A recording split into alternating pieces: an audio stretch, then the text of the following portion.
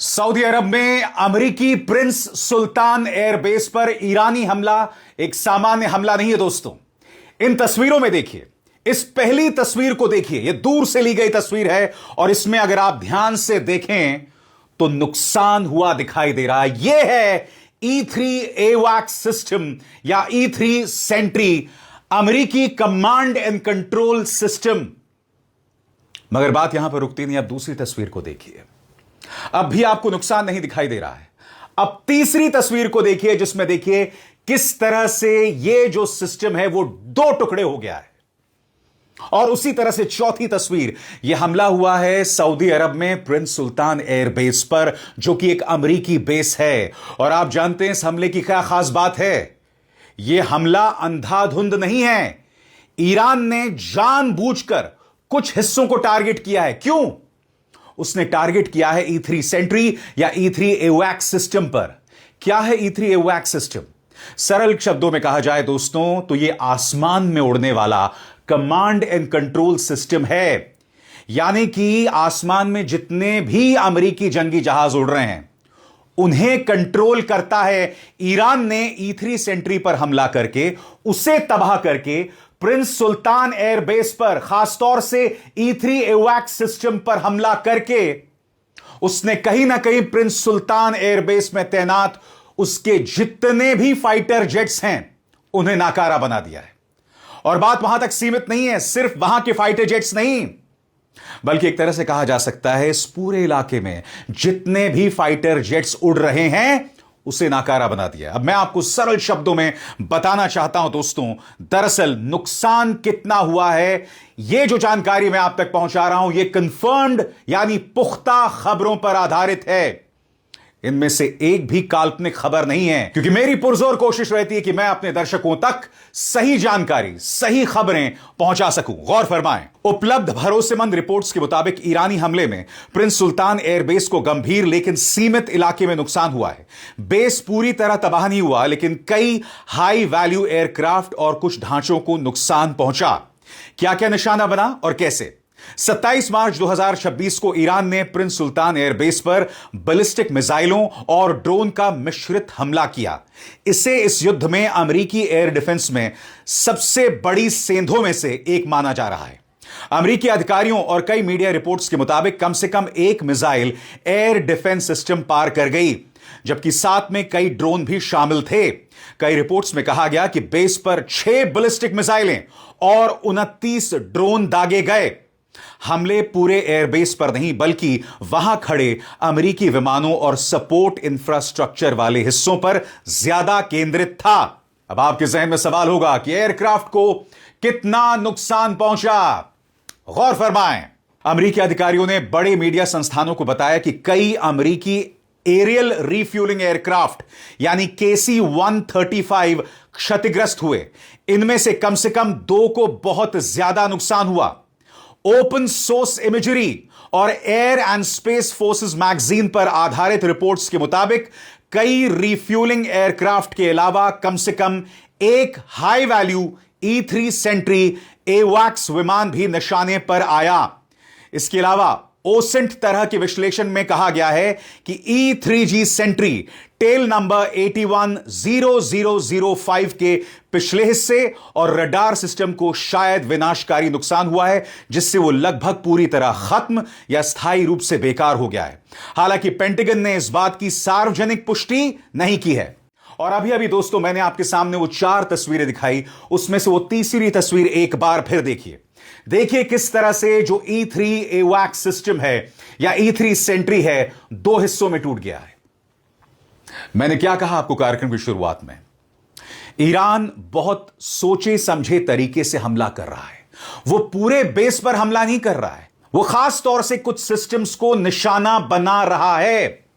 अब मैंने जिन 2 सिस्टम का जिक्र किया दोस्तों, वो क्या है अब मैं आपको बताने वाला हूं।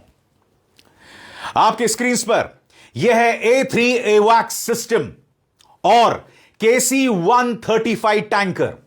इन दोनों का जिक्र मैंने अभी अपने कार्यक्रम में किया और मैंने अपने कार्यक्रम में तबाही का वो मंजर भी दिखाया जो हमने A3 सेंट्री एवैक्स सिस्टम में देखा। आपके स्क्रीन पर यह है शनाका अंसलेम परेरा।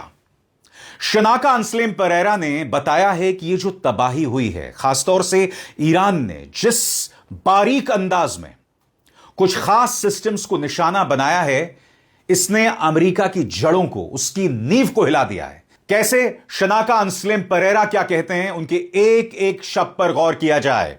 ईरान ने प्रिंस सुल्तान एयरबेस पर यूं ही हमला नहीं किया। नए एनालिसिस के मुताबिक हमले की दिशा खासतौर पर E3 एवैक्स के पार्किंग एरिया को टारगेट कर रही थी, पास खड़े टैंकर विमानों को नहीं। डिफेंस सिक्योरिटी एशिया ने कुछ ही घंटों में रिपोर्ट कर दिया कि हमले के बाद की लैंडसैट सैटेलाइट तस्वीरों से संकेत मिला है कि एक या दो E3G सेंट्री विमान या तो नष्ट हो गए या पूरी तरह काम करने के लायक नहीं रहे।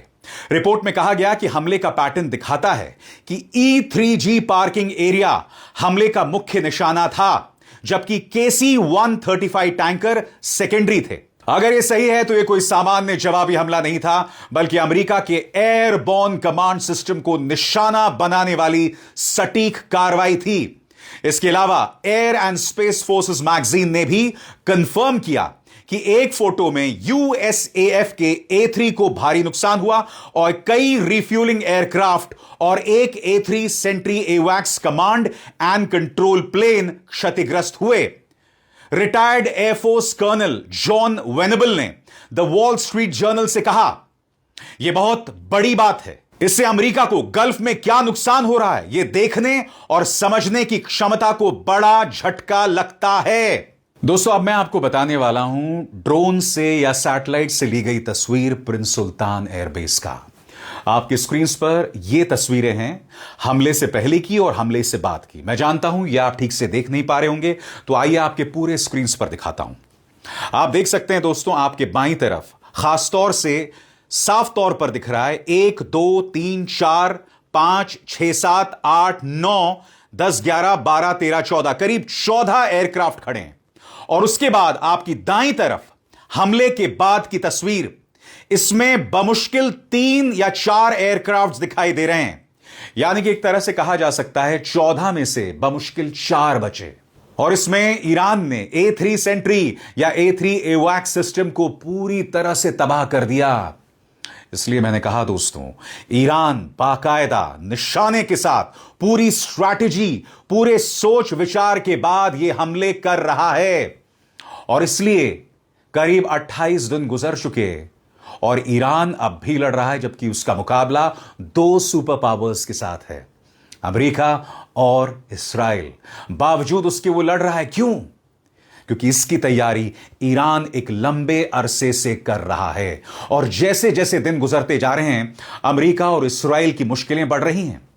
और जैसे मैंने बताया, अब हौथी का प्रवेश हो गया है। जी हां, यमन से हौथी जो है वो हमला कर रहा है। और उसने कहा है कि अभी हमने जो 2 हमले किए हैं वो महज ट्रेलर है, पिक्चर अभी बाकी है मेरे दोस्त। क्या कहा है हौथी विद्रोहियों ने आपके स्क्रीन पर? हौथी के हमले सिर्फ चेतावनी, पूरी तरह युद्ध में शामिल नहीं। पूर्व अमेरिकी राजनयिक नबील खौरी का कहना है कि हौथी द्वारा इस्राइल पर किए गए मिसाइल हमले अभी सिर्फ सिंबॉलिक हिस्सा है, पूरी तरह से युद्ध में कूदना नहीं है। उन्होंने कहा कि उन्होंने बस कुछ मिसाइलें चेतावनी के तौर पर दागी हैं, क्योंकि लगातार एस्केलेशन की बातें हो रही हैं। अमेरिका के सैनिक इस इलाके में आ रहे हैं। यह भी चर्चा है कि अगर कोई समझौता नहीं हुआ तो ईरान पर बड़ा हमला हो सकता है, जैसा अब तक देखा नहीं गया। यमन में पूर्व डेप्यूटी चीफ ऑफ मिशन रह चुके खौरी ने अल जजीरा से कहा, हौथी बेसिकली यह दिखा रहे हैं कि हम अभी भी मौजूद हैं, और अगर तुम ईरान के खिलाफ पूरी ताकत से जाओगे तो हम भी पूरी तरह कूद पड़ेंगे। लेकिन अभी तक उन्होंने पूरी एंट्री नहीं ली है। खौरी के मुताबिक अगर हौथी सच में पूरी तरह शामिल होते हैं तो उनका सबसे बड़ा कदम होगा बाब अल मंदेब को ब्लॉक करना, जो रेड सी का एंट्री पॉइंट है। और याद कीजिएगा दोस्तों, कल ही मैंने आपको बताया था कि किस तरह से तेल का पूरा कारोबार ईरान के हाथ में है। हॉर्मूज जल डमरू मध्य यानी स्ट्रेट ऑफ हॉर्मूज पर ईरान का संपूर्ण कब्जा। ऊपर से हौथी यह धमकी दे रहे हैं कि अगर अमेरिका और इस्राइल युद्ध शुरू कर देते हैं, यानी जमीनी हमले शुरू कर देते हैं, तो बाब अल मंदेब को पूरी तरह से ब्लॉक कर दिया जाएगा। और आपको अंदाजा है दोस्तों उसके बाद किस तरह की तबाही मचने वाली है। बहरहाल हौथियों ने जो हमला किया है इस बारे में अल जजीरा क्या कहता है। उनका कहना है Israeli social media post shows a strike in the Israeli city of Eilat. Smoke was seen rising above the city skyline as the missile struck. सरल शब्दों में कहा जाए इसराइल का शहर है जिसका नाम है इलात और यहां पर एक हौथी मिसाइल आकर गिरता है। मैं चाहता हूं कि आप ये पूरा वीडियो देखिए, देखा जाए।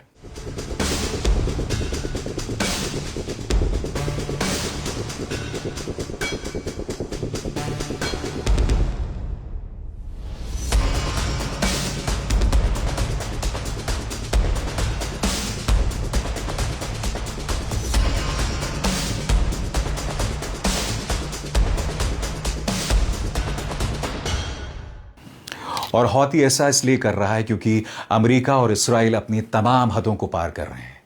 इसी मंच पर मैंने आपको बताया था कि किस तरह से ईरान की स्कूल्स और यूनिवर्सिटीज पर हमले किए जा रहे हैं। अब यह ताजा खबर देखिए आपकी स्क्रीन पर। अल जजीरा कहता है कि अमेरिका और इस्राएल ने ईरान के हैफ्टगेल वाटर सोर्स पर हमला किया।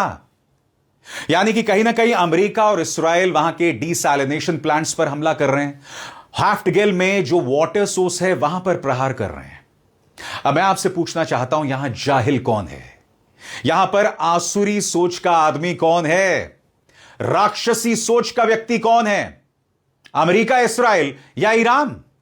आप उनके बच्चों को मार रहे हो, उनके परमाणु प्लांट्स पर हमला कर रहे हो, उनके एनर्जी प्लांट्स पर हमला कर रहे हो।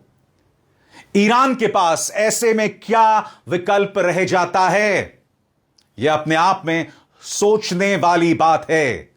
इसलिए अब ईरान के राजनेता कह रहे हैं कि नॉन प्रोलिफरेशन ट्रीटी से बाहर आइए, क्योंकि जिस तरह से वो लोग हमारे परमाणु प्लांट्स पर हमला कर रहे हैं इसका मतलब अमेरिका और इस्राएल जंग के नियमों का पालन नहीं कर रहे हैं।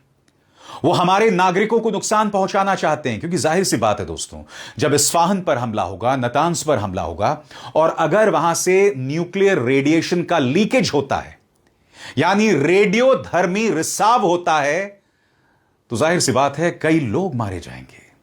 हमारे सामने चेरनोबिल न्यूक्लियर हादसा है और सबसे बड़ी बात जब जहरीली गैस लीक होती है तो हमारे सामने भोपाल की मिसाल है।